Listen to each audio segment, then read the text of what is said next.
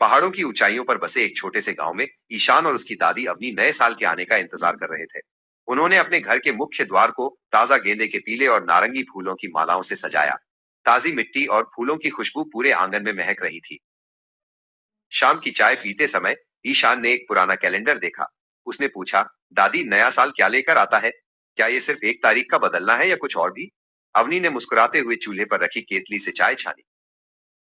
अवनी ने ईशान के पास बैठकर समझाया, नहीं मेरे बच्चे, नया साल एक कोरी किताब की तरह होता है। इसके 365 पन्ने खाली होते हैं। तुम अपनी मेहनत और अपनी मुस्कान से इन पन्नों पर जो चाहो वो कहानी लिख सकते हो। जैसे जैसे सूरज डूबने लगा ठंड बढ़ गई। ईशान और अवनी बाहर निकले ताकि रात के उत्सव के लिए सूखी लकड़ियां इकट्ठा कर सके। बर्फ से ढकी पहाड़ियों के बीच उनका छोटा सा गांव किसी सपने जैसा लग रहा था। रास्ते में उन्हें उनका पड़ोसी रोहन मिला।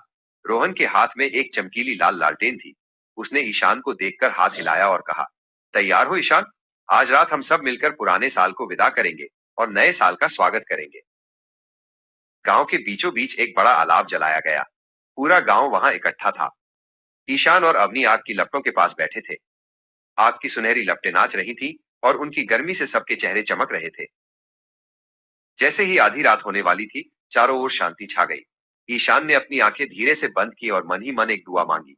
उसने चाहा कि आने वाला साल सबके लिए खुशियां और सेहत लेकर आए। रात का आसमान अनगिनत सितारों से भर गया था।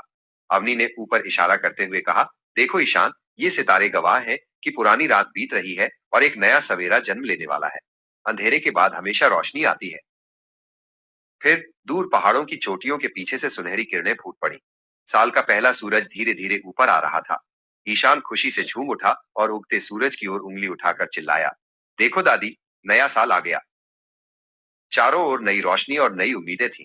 अवनी ने ईशान को गले लगा लिया और कहा, नया साल मुबारक हो ईशान। चलो अपनी नई किताब का पहला पन्ना आज से ही लिखना शुरू करें। पूरा गांव नई आशाओं से भर गया था।